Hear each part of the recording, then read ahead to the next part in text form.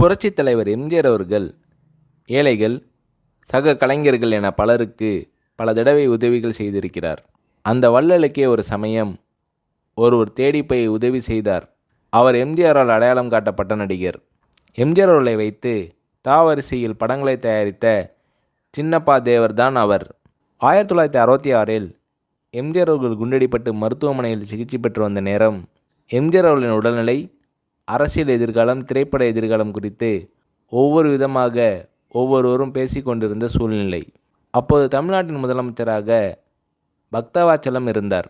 காங்கிரஸ் கட்சி தமிழ்நாட்டில் ஆட்சி நடத்தி வந்தது.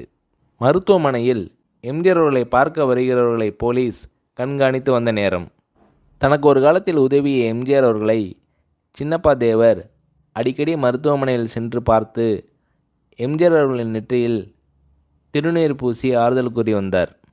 ஒரு நாள் ஒரு பெருந்தொகையை எம்ஜிஆரிடம் கொடுத்து, முருகா, நான் அடுத்து எடுக்கவிருக்கும் 3 படங்களில் நீங்கள்தான் கதாநாயகன், அதற்கான முன்பணம்தான் இது என்று கூறினார் சின்னப்பா தேவர். தேவர் அவர்களின் இந்த செயல் எம்ஜிஆர் அவர்களை கண்கலங்க செய்தது, நெகிழ வைத்தது.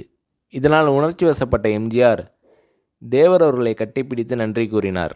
மருத்துவமனையிலிருந்து நான் பிழைத்து வருவனா மாட்டேனான்னு தெரியல, அப்படி இருந்தும் என்னை நம்பி பணம் கொடுத்துருக்கீங்கன்னா உங்கள் முருகனே என்னை காப்பாற்றி உங்கள் படத்தில் நடிக்க வச்சிடுவான் என்று புது தெம்புடன் கூறினார் மக்கள் திலகம் எம்ஜிஆர்.